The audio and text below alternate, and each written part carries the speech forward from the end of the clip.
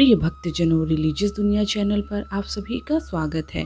भक्तजनों, आज मैं आप लोगों से वट सावित्री व्रत पूजन में लगने वाली सामग्री, सरल पूजन विधि एवं कथा सुनाने जा रही हूँ। हिंदू धर्म में वट सावित्री व्रत का बहुत महत्व है। इसको बड़ अमावस्या या बड़ मावस भी कहा जाता है। प्रत्येक वर्ष ज्येष्ठ माह के कृष्ण पक्ष की अमावस्या तिथि को वट सावित्री व्रत रखा जाता है। इस व्रत के दिन सुहागिन महिलाएं अपने पति की लंबी आयु के लिए व्रत रखती हैं और वट यानी बरगद के पेड़ की विधि विधान से पूजा करती हैं। धार्मिक मान्यता के अनुसार वट वृक्ष या बरगद के पेड़ के तने में भगवान विष्णु, जड़ में ब्रह्मा तथा शाखाओं में शिव का वास होता है।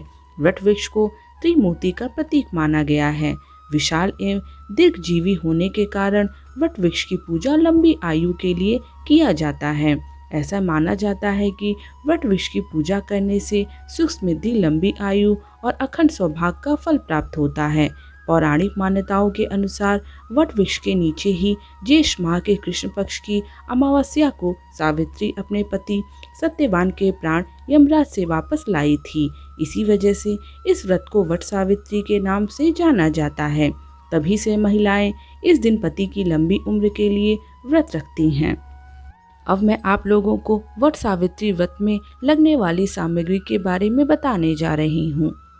सावित्री और सत्यवान और यमराज की मूर्ति, बांस का पंखा, कच्चा सूत, लाल कलावा, धूप, मिट्टी का दिया, 5 प्रकार के फल, फूल, रोली, 1.25 मीटर कपड़ा, श्रृंगार की चीज़ें, पान, सुपारी, नारियल, अक्षत, भीगे चने, जल से भरा कलश, घर के बने व्यंजन जैसे पूड़ी आदि।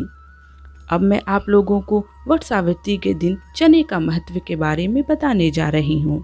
माना जाता है कि यमराज ने सत्यवान के प्राण चने के रूप में सावित्री को वापस लौटाए थे, जिसके बाद सावित्री ने इस चने को अपने पति के मुंह में रख दिया था, जिससे सत्यवान के प्राण वापस आ गए थे। यही वजह है कि इस दिन चने का विशेष महत्व माना गया है। अब मैं आप लोगों को वट सावित्री व्रत की सरल पूजन विधि बताने जा रही हूँ। इस दिन सुबह जल्दी उठकर स्नान कर लें। इसके बाद साफ कपड़े पहनकर पूरा श्रृंगार करें। पूजा की पूरी सामग्री लेकर वट वृक्ष के नीचे जाएं। आप चाहे तो घर में छोटा सा वट वृक्ष लगाकर भी पूजा कर सकती हैं। पूजा करने से पहले उस जगह की अच्छे से सफाई कर लें और सारी सामग्री रख लें। वृक्ष के नीचे लाल कपड़ा बिछाएं और उस पर सावित्री, सत्यवान और यमराज की फोटो स्थापित करें। दीप और धूप प्रज्वलित करें। फल, फूल, रोली, मोली, सिंदूर, चना आदि चीज़ें अर्पित करें। पूजा करने के बाद बांस के पंखे से उनकी हवा करें।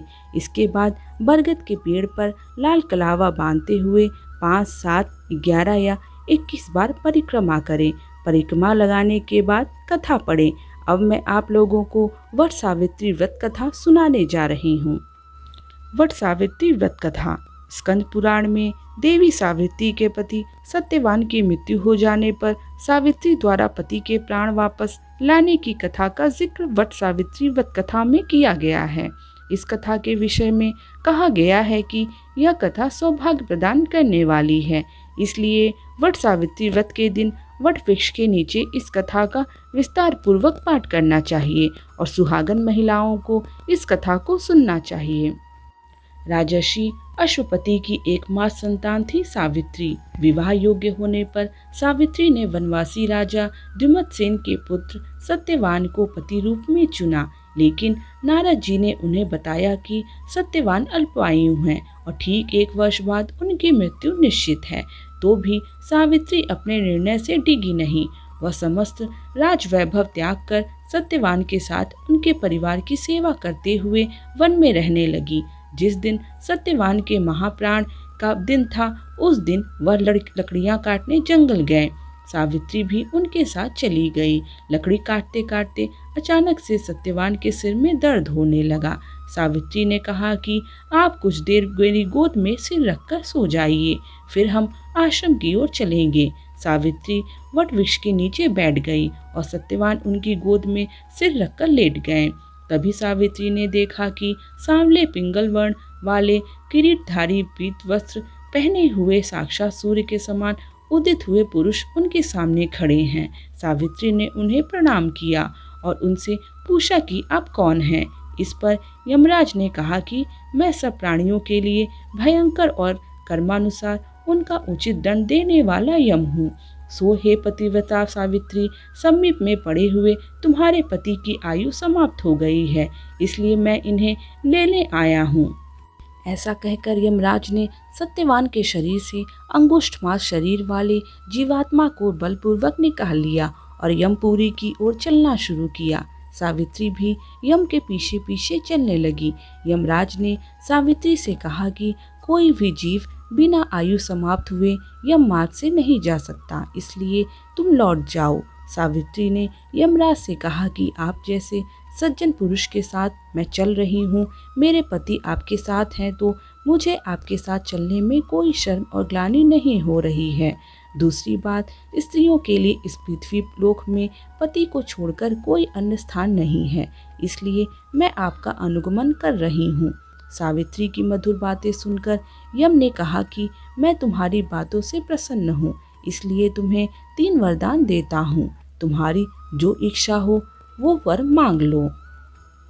सावित्री ने तब यमराज से अपना खोया हुआ राज्य, सास ससुर की आंखों की रोशनी और सत्यवान से अपने 100 पुत्रों के होने का वरदान मांग लिया।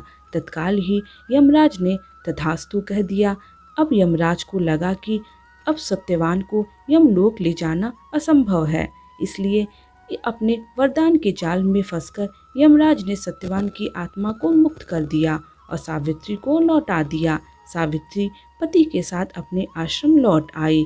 सावित्री ने अमावस्या का व्रत किया, जिसके प्रभाव से सास ससुर की आंखों की रोशनी लौट आई। इनका राज्य विकसित हो गया और 100 पुत्र रत्न प्राप्त हुए। कथा यहीं पर समाप्त होती है। कथा सुनने के बाद वट वृक्ष की जल पर जल अर्पित करें। इसके बाद बांस के पंखे से पति को हवा करें। फिर पति के हाथ से पानी पीकर व्रत खोलें। पूजा के बचे चने प्रसाद के तौर पर सभी को बांटें और सास ससुर का आशीर्वाद प्राप्त करें।